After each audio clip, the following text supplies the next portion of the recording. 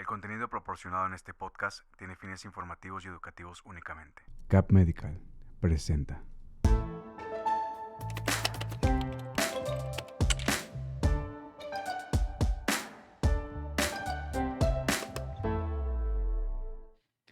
Hola, ¿qué tal? Sí, bienvenidos, buenas tardes, primero que nada a todos. Sean bienvenidos a una nueva consulta virtual. Estoy aquí en las redes del doctor David Vega, reuma.doctor Vega.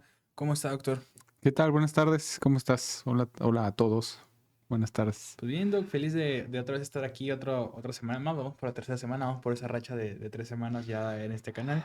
Y el día de hoy tenemos un tema muy interesante, un tema que creo que ya había tocado, pero no me ha tocado, no me ha dado el placer de tocar ese tema con usted, que es el síndrome de Sjögren. Sí, bueno, el síndrome de Sjögren, varios seguidores nos lo han pedido y para mí me resulta de mucha importancia porque de todas las enfermedades reumatológicas que hay, esa y la espondilitis anquilosante es una de las enfermedades que más se tardan en ser diagnosticadas. Ok. Y aunque parezca, como dicen, parece chiste, pero es anécdota, 10 años de retraso, Wow. más o menos el tiempo que se tarda en ser diagnosticada. Por eso me resulta importante que la gente conozca un poco más de la enfermedad, incluso los pacientes que la padecen, pues hagan un poquito de memoria de que si en algún caso no han visto un cambio trascendental en sus síntomas y todo eso, pues mucho tiene que ver el retraso en el diagnóstico. Wow. Doc, y aquí nuestra querida compañera de producción hizo una amplia investigación acerca de las preguntas que me dio aquí para preguntarle a ustedes síndrome de Sjögren. Muy bien. Más que nada, la primera pregunta es como, ¿cuál es la causa principal de este síndrome y qué factores genéticos o ambientales pueden influir en su desarrollo? Ok, el síndrome de Sjögren o enfermedad de Sjögren, como ya ahorita se le está llamando en la actualidad, es una enfermedad que forma parte de la familia de las enfermedades autoinmunes. Es prima hermana del lupus, de la artritis reumatoide, de la esclerosis sistémica. Y esta enfermedad no es muy común como las otras. ¿Sí? Estamos hablando de artritis reumatoide 1 por cada 100,000 personas. En lupus, yo creo que y Sjögren se andan rondando como también uno en cada 200,000 o 300,000 personas. ¿Sí? Es más rara. Y esto conlleva a que sea poco diagnosticada. Hay factores genéticos, de los factores más conocidos es que uno pueda tener una enfermedad autoinmune previamente, como lo es el hipotiroidismo, o bien tener ya una enfermedad autoinmune como lupus o artritis reumatoide. El síndrome de Sjögren o enfermedad de Sjögren puede venir sola o puede estar asociada o acompañada de alguna de estas otras enfermedades. Entonces es importante preguntar porque estos síntomas, aunque como no son síntomas de dolor, ahorita vamos a hablar de los síntomas, entonces los pacientes a veces lo relacionan poco con el reumatólogo, como médico que ve enfermedades que afectan el sistema musculoesquelético, pero creo que esa es una de las barreras principales, como no se asocia directamente a reumatología. Incluso cuando los pacientes son mandados a reuma por síndrome de Sjögren, están muy extrañados y dicen, ¿cómo es posible? ¿Por qué me mandaron con usted si usted es el doctor de los reumas? Sí. Y a mí lo que se me seca es la boca o se me secan los ojos, ¿no? Uh-huh. Entonces, esa es una de las situaciones que podemos ver. Entonces, tener otra enfermedad autoinmune te puede predisponer a tener síndrome de Sjögren. Wow.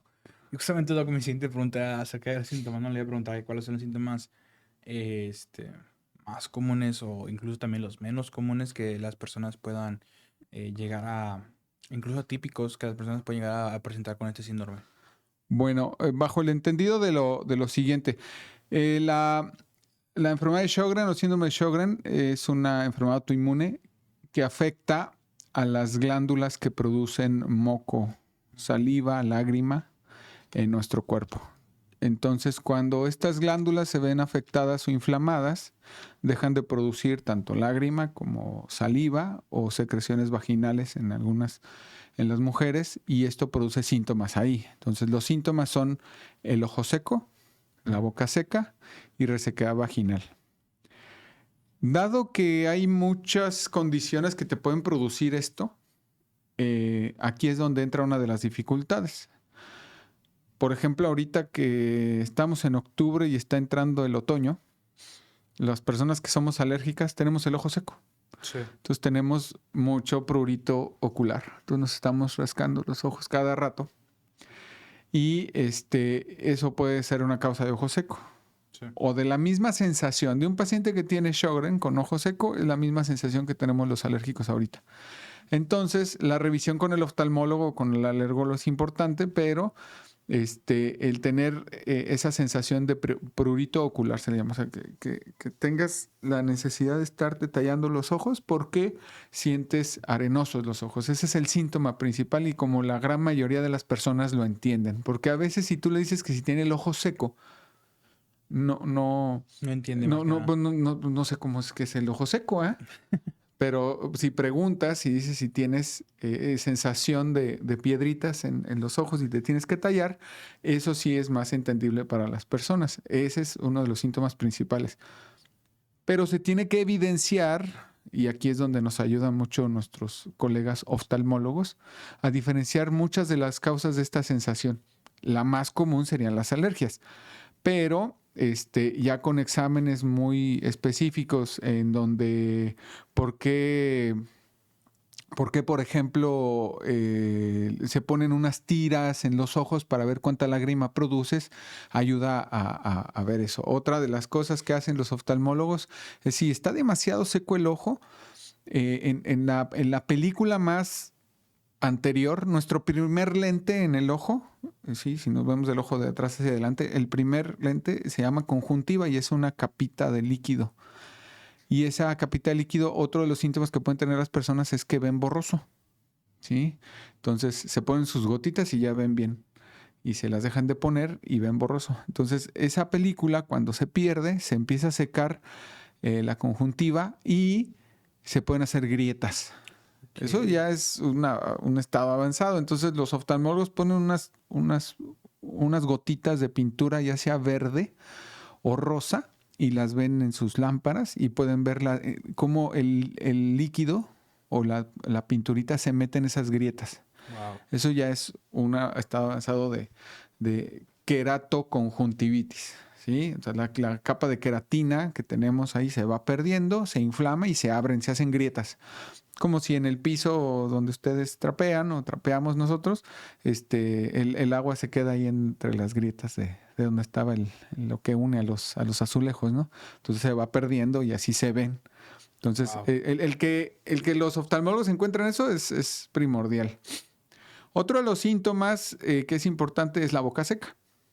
Entonces, yo ahorita que estoy hablando ya se me está secando la boca, pero tampoco quiere decir que tengo Sjögren, ¿ok? Entonces, sí es importante porque se puede medir cuánta saliva producimos. Sí. Entonces, esto lo pueden hacer en su casa si tienen la boca seca. Es muy sencilla la maniobra. Pueden abrir su boca y pegar su lengua al paladar. Hacia esta. Y véanse al espejo y si se llena de agua, ¿sí? De saliva, inmediatamente así como una ola, no tienen Sjögren. ¿Ok? Entonces pueden sentir la boca seca, pero si tienen eso, no tienen Sjögren. Entonces, es importante. Pero resulta que no como los oftalmólogos. Los oftalmólogos ahorita ya las escuelas han ido cambiando eso. Entonces, a la primera de cambios que vean un ojo seco nos lo mandan. Pero el problema es los dientes.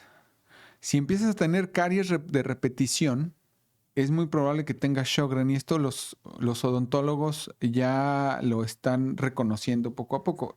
Muchos pacientes ya llegan con nosotros sin dientes porque se los quitaron todos, se les van rompiendo las piezas dentales, ¿sí?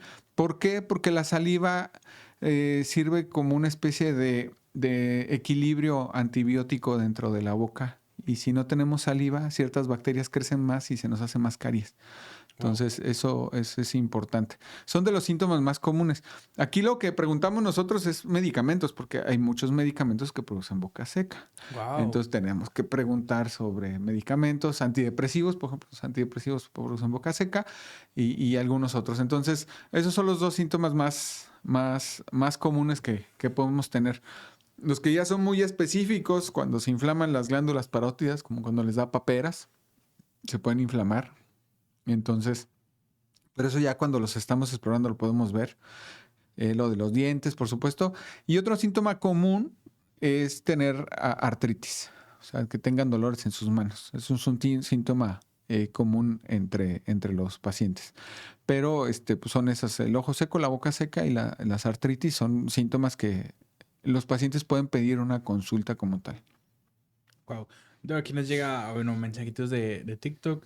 Zaira Mendoza dice, excelente de qué trata el tema. Estamos hablando del síndrome de Sjögren. Saludos cordiales desde Querétaro. Saludos. Y dice que la quetiapina le produce, creo que el estado de boca seca. Es correcto, sí, muchos antidepresivos, incluso la quetiapina. Entonces, nosotros siempre preguntamos al paciente que nos refieren por boca seca, ojo seco, esta parte, porque hace una paciente incluso que vino a consultar con su servidor a través de que me vio en TikTok. Fue una paciente que le hicieron un cambio de medicamento para un trastorno urinario, ¿sí? Para una incontinencia urinaria, y estos medicamentos también pueden producir ojo seco. Entonces, ella vino conmigo y le habían hecho un trabajo diagnóstico con laboratorios ya algo sofisticados para encontrar Sjögren, y pues resulta que era el medicamento.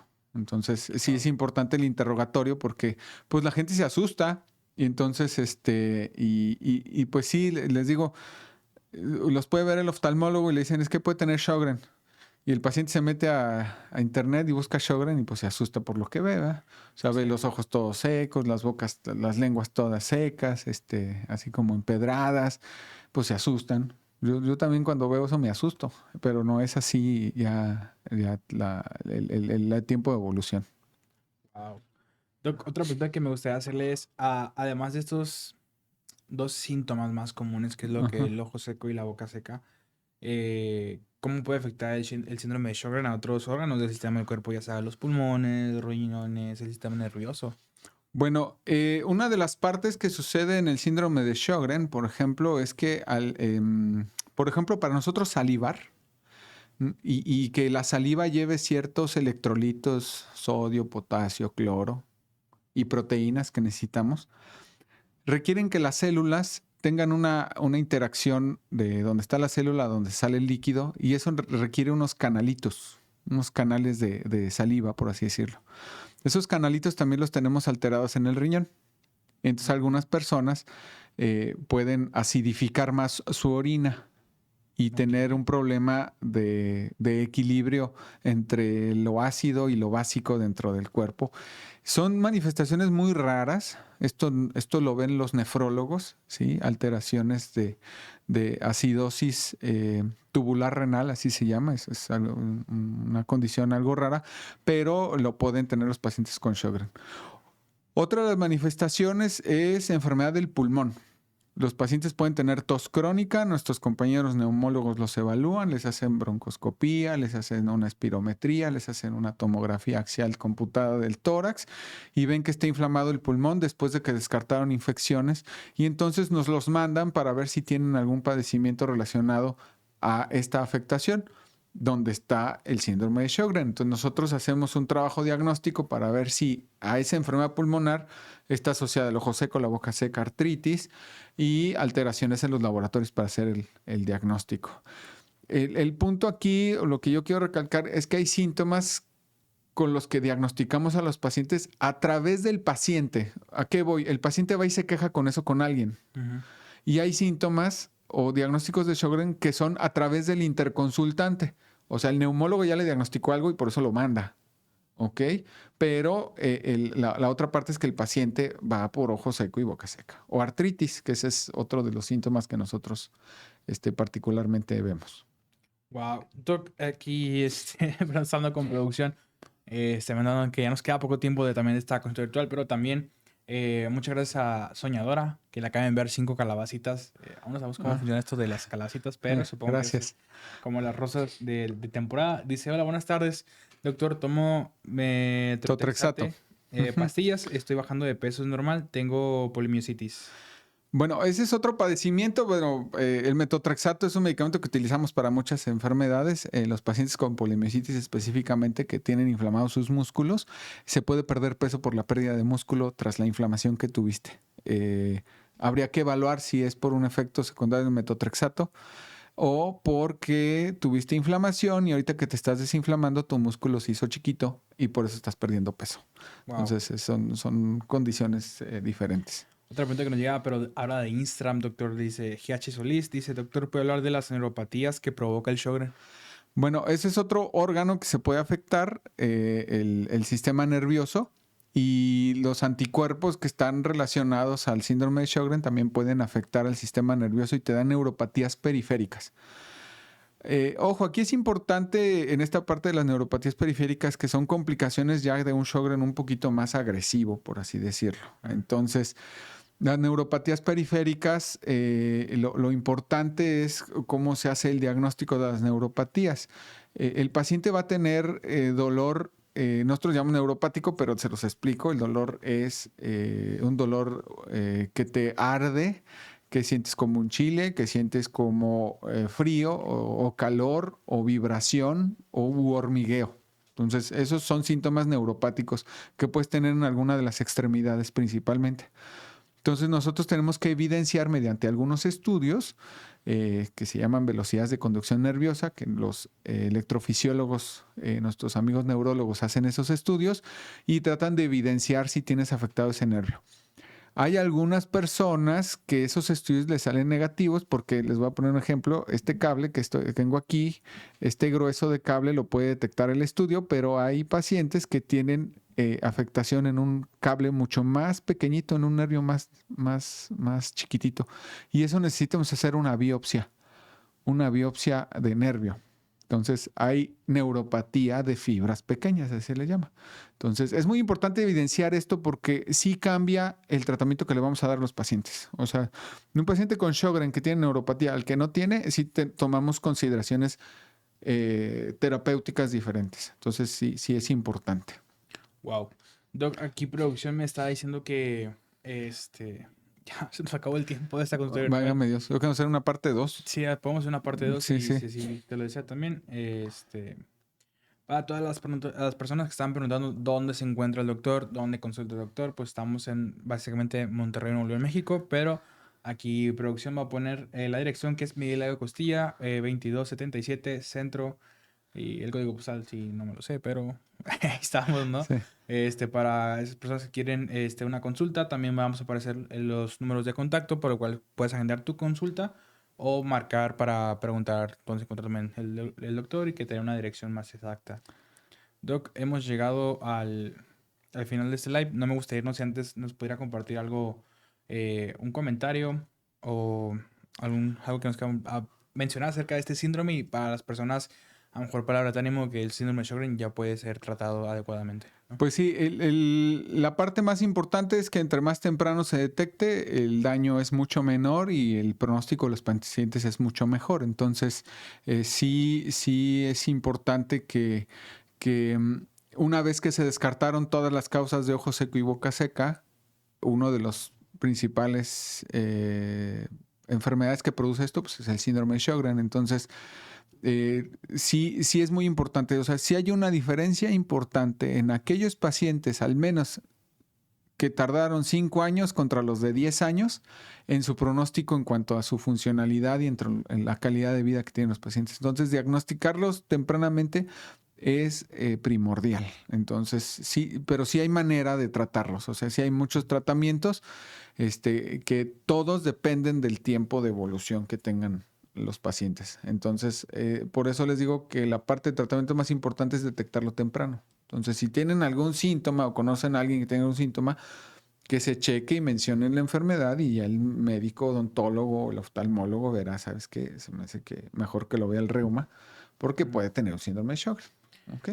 Así es, y otra vez hemos llegado al final de este consulta virtual. Marisol, nos vemos aquí el siguiente lunes a las 2 de la tarde para hablar parte de Dr. Sjögren, porque decía que ella tiene esta enfermedad y hay muy poca información. Entonces aquí el doctor Vega va a hablar de esto y también sigo en sus redes sociales, doctor. Bueno, sus redes sociales son @reuma.doctorvega, drvega. Aquí producción como que ya la está poniendo. Doc, muchas gracias por esa información, muchas gracias Gracias por a ti. permitirme estar aquí. Es un tema súper interesante, créanme que aprendo, cada vez que me toca entrevistar aprendo mucho de usted. Y nos vemos el siguiente lunes a las 2 de la tarde aquí a través de las redes del doctor David Vega. Hasta luego. Saludos.